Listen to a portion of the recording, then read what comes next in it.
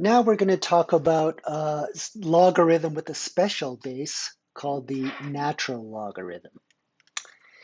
Earlier, we learned that there was a very special base. It was a number, and that number was the number e.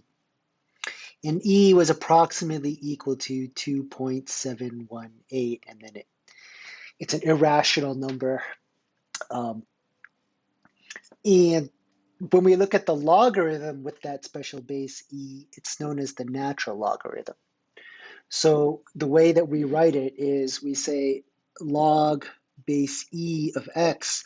Instead of writing it like that, it has a whole special notation, its own notation, which is ln. So it's ln of x. That's how we write the natural logarithm. Like all the other logarithms, we have cancellation properties. Namely, if you have e to the x, and then you take natural log of that e to the x, you just get x back. And this is true for any x that lives inside the domain of the exponential function, which we know is all real numbers. So that goes from negative infinity to positive infinity. If we compose them in the opposite order, in other words, you start off with natural log of x, and then you raise that whole thing to the e by e, then this is still going to be equal to x. And this is true for x in the domain of the natural log, which goes from 0 to positive infinity. Okay. Finally, we want to point out that you can think of natural log of e, that's like natural log of e to the first power. Those natural log and the e cancel out, and then you're just left with 1. So this is a very common identity that we have. Let's look at a couple of examples. So in this first example, which is find x if natural log of x is equal to 4, so this is a logarithmic equation. We can solve this in a couple of different ways. Okay, so the first way that we could solve it is we could think of it as raising both sides by e. Raise both sides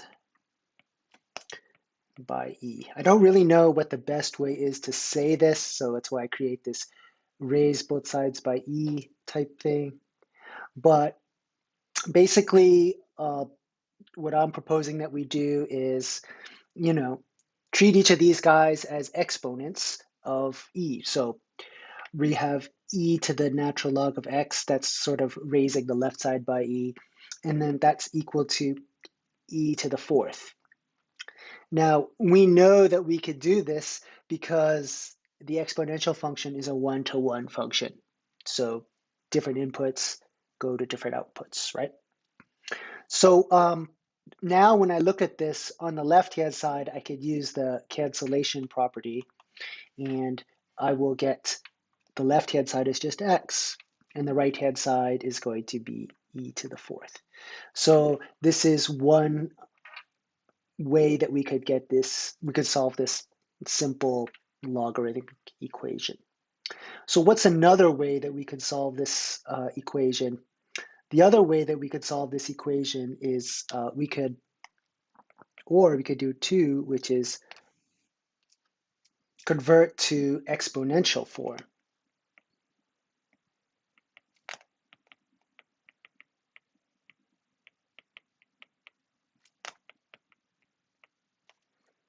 So how does that work?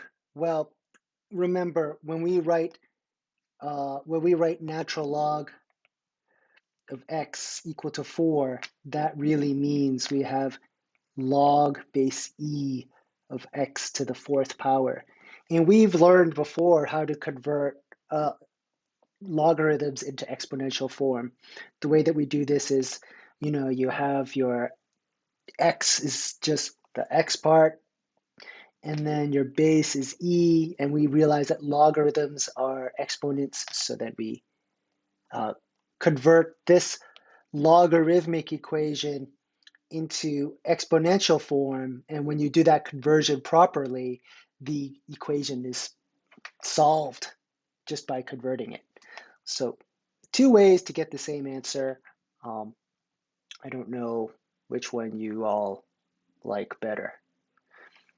Let's take a look at another example over here. We have a couple different ways to solve this equation as well. So the equation is e to the 4 minus 2x is equal to the number 9. So, similar to the previous example, instead of raising both sides by e, I could take natural log of both sides. I think many people would solve it that way. So how does that look? Well, if I take natural log of e to the 4 minus 2x, that's going to be equal to natural log of 9. And then now I use the cancellation property on this left-hand side over here. So when I do that, I'm going to get just 4 minus 2x, and that's equal to natural log of 9. And now I just use algebra to solve this equation. So I'm going to get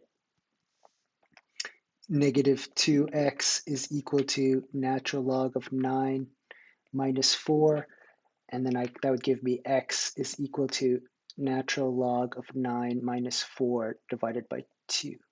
So this is one way that we could solve this equation. Oh, I forgot a negative here. Hold on. I need a negative here. Okay, so what's the second way? The second way sort of mirrors the second way that we did in the previous example, which is this was originally an exponential form.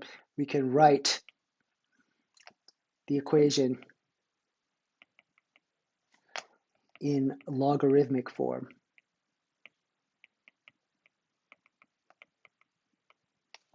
Okay, so I should put an or here. These are two different methods. It's not a two-step process. All right, so how do I do that? Well, we know that I could take log base e of x is equal to the exponent, right? That's basically what the logarithmic form looks like. So in this particular case, log base e is just natural log. And the x in this case is being played by 9. And the exponent that we get is 4 minus 2x. So I hope you can see that this equation that we've just arrived at, converting it into logarithmic form, is exactly the same equation that we got when we took natural log of both sides. So these two different ways result in the same result. So really, you could just use whatever method works best for you. I would save it, I would solve it in the same way, and I'd get natural log of 9 minus 4 divided by negative 2, and that's going to be our x. Okay. So we want to, we spent a lot of time talking about the natural log. How do I convert from the natural log to other logs? Well, I guess the first thing I would say is that there's a change of base formula. For the change of base formula, we really need our base to be a positive number. And also, that positive number is not allowed to be equal to 1, because when it's equal to 1, you get a degenerate case. So there's a formula that will allow you to do this. So let's say you have a general log. It's like log base b of x. How do you convert to something different? Well, this log base b of x is the same as natural log of x divided by natural log of b. So this formula is really handy because this means any logarithm, any logarithm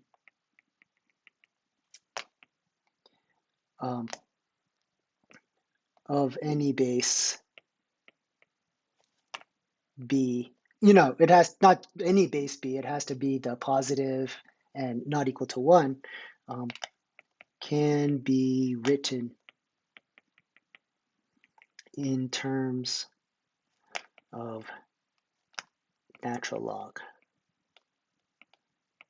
Okay, so it's almost like once you understand the natural log situation, you could really work with any general logarithm.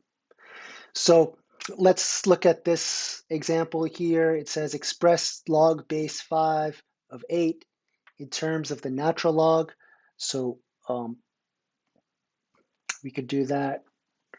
You know, you're going to have log base 5 of 8. Well, just applying the formula, that's going to be natural log of 8 divided by natural log of 5. Pretty straightforward. Well, that's it for the natural log. Take care, everybody.